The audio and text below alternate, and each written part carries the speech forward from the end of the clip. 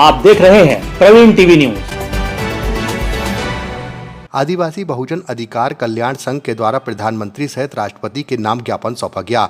ज्ञापन के माध्यम से संघ के पदाधिकारियों ने बताया कि माननीय सर्वोच्च न्यायालय के द्वारा 1 अगस्त 2024 को अनुसूचित जाति जनजाति वर्ग में आरक्षण की उपवर्गीय पर दिए गए विवादित निर्णय, जो कि 6:1 के बहुमत से दिया गया है, इससे आरक्षित वर्ग अपने आप को ठगा महसूस कर रहा है। माननीय सर्वोच्च न्यायालय के द्वारा राज्यों को उपवर्गीकरण का अधिकार देने संविधान के अनुच्छेद 341-342 का उल्लंघन है, जो कि संसद के द्वारा राष्ट्रपति को आरक्षित वर्ग की सूची में वर्गीकरण, उपवर्गीकरण एवं विभाजन के लिए संवैधानिक शक्तियां प्रदान करता है।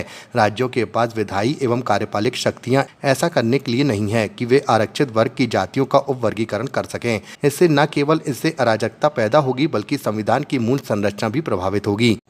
माननीय सुप्रीम कोर्ट का 1 अगस्त 2024 का जजमेंट है, जिसके अंतर्गत उन्होंने अनुसूचित जाति जनजाति वर्ग के आरक्षण के उपवर्गीकरण की बात की, और ये संविधान के अनुच्छेद 341-342 का उल्लंघन है, क्योंकि अनुसूचित जाति जनजाति वर्गों में उपवर्गीकरण नहीं हो सकता है। ये अधिकार राष्ट्रपति को संसद प्रदान करती है। ये सीधे संसद और राष्ट्रपति के अधिकार क्षेत्र का अतिक्रमण किया है माननीय सुप्रीम कोर्ट ने।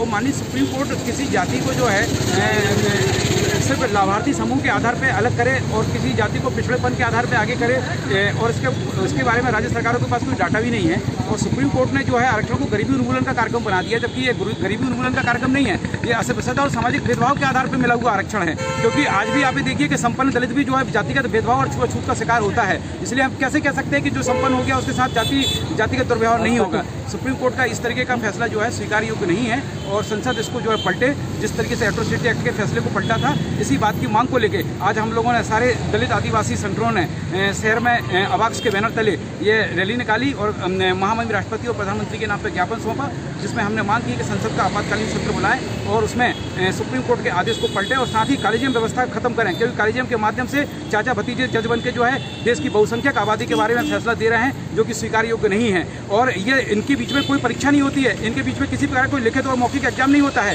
सिर्फ एक दूसरे को चिन्हित कर लेते हैं, एक परिवार के लोग बैठ के और अनुशंसा कर देते हैं भारत सरकार के विधि मंत्रालय को, और वो गजट नोटिफिकेशन कर देते हैं। और अमुक आदमी जो है भले उसने प्रैक्टिस उसकी कभी ना चली हो कोर्टों में, लेकिन वो हाई कोर्ट और सुप्रीम कोर्ट का जज बन के हमारे भारत भाग्य विधाता बन जाता है, हमारे भाग्य का निर्धारण करता है। इस तरीके की व्यवस्था हमें मंजूर नहीं है। जब एक सफाई कर्मचारी के लिए भी प्रतियोगिता परीक्षा होती है और उसको भी जो है उसकी योग्यता और उसकी मिनिमम क्वालिफिकेशन के आधार भर्ती होती है, तो सुप्रीम कोर्ट और हाई कोर्ट के जजों की कोई क्वालिफिकेशन ही निर्धारित नहीं है, सिर्फ इसलिए कि वहाँ पे हमारा कोई आरक्षण लागू नहीं है। तो हमारी मांग है कि न्यायपालिका में भी आरक्षण लागू हो, कॉलेजियम सिस्टम खत्म हो और रोहिणी आयोग की अनुशंसा को लागू किया जाए। इन 3 सूत्री मांगों को लेकर आज हमने ज्ञापन सौंपा है, और यदि हमारे मांगों पर कार्रवाई नहीं होती है तो 21 तारीख का भारत बंद भी हम कराएंगे।